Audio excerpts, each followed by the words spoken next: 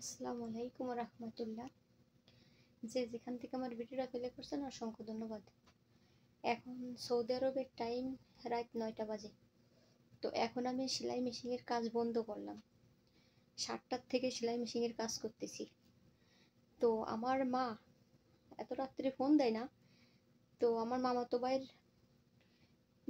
ভাইয়ের বিয়ে, তো ওরা কেউ ঘুমায় নাই। তো বিয়ের আলোচনা করতেছে, তো বিয়ের ওই মানুষজন আইসে কথাবার্তা বলতেছে, আলোচনা করছে, যার কারণে ঘুমাই নাই। তো আমার মা বলতেছে কি দেখি ওর একটু ফোন দে, আমার বোনরে বলতেছে। তো আমারে ফোন দিছে, দেখে কি আমি দর্জি কাজ করতেছি, মেশিনে কাজ করতেছি। তো বিশ্বাস করবেন না, আমার মা আফসোস করে বলতেছে, আহারে আমার মনে সারাদিন ঘরে কাজ করে এখনো রাত জেগে বসে বসে কাজ করতেছে, ও ঘুমাবে কখন? আবার সকালবেলা তো আবার কাজ। তো যার বাপ মা বাইসে আছে আমি তাদেরকে বলবো, বাপ মা যার না থাকে সেই যন্ত্রণা যে কত যন্ত্রণা সেই শুধু বোঝে, আর কেউ বোঝে না। আজকে আমার যদি আব্বা থাকতো, আমার আব্বা অনেক ছোটবেলা, আমরা ছোটবেলায় আমার আব্বা মারা গেছে।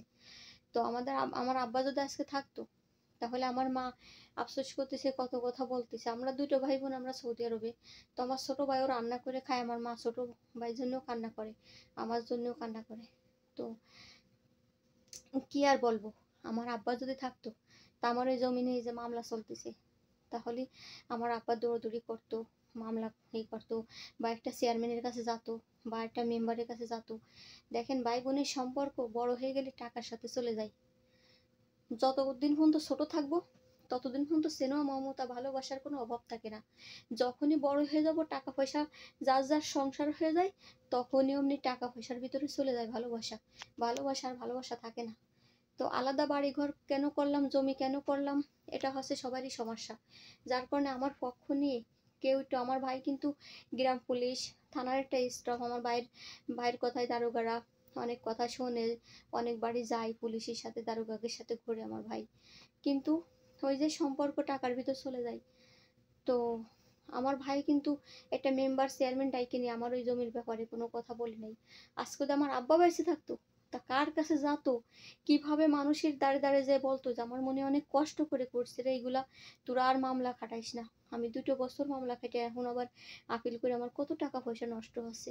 আমি একটু থাকার জন্য জমি কিনছি, বৈধভাবে কিনছি টাকা পয়সা দিয়ে, তারপরে কি হয়রানি হতে হচ্ছে। আর এগুলো তো আমার মা জানে। আমার মা জানে বিদায় আমার মা এখন আমার এই কাজ দেখে আমার মা চোখের পানি ধরে রাখতে পারতেছে না। আল্লাহর কাছে বলতেছে, আল্লাহ আমার মেয়ে এত কষ্ট করে কাজ করতেছে, আর একটু এই ভালোভাবে থাকার জন্য, বাইসে থাকার জন্য, একটু শান্তি করার জন্য এইগুলো করছে, আল্লাহ তুমি এর বিচারগুলো কইরো। তো ঠিক আল্লাহ বিচার করে একটু দেরিতে। যতটুকু আমার কপালে নসিবে যতটুকু ভোগ থাকবে, সেই ভোগান্তি ভোগার পরে তারপরে আল্লাহ বিচার করবে। তো সবাই ভালো থাকবেন, বাপ মারে বেশি বেশি খেদমত করবেন, স্নেহ করবেন, মমতা করবেন, ভালোবাসবেন। আল্লাহ হাফেজ।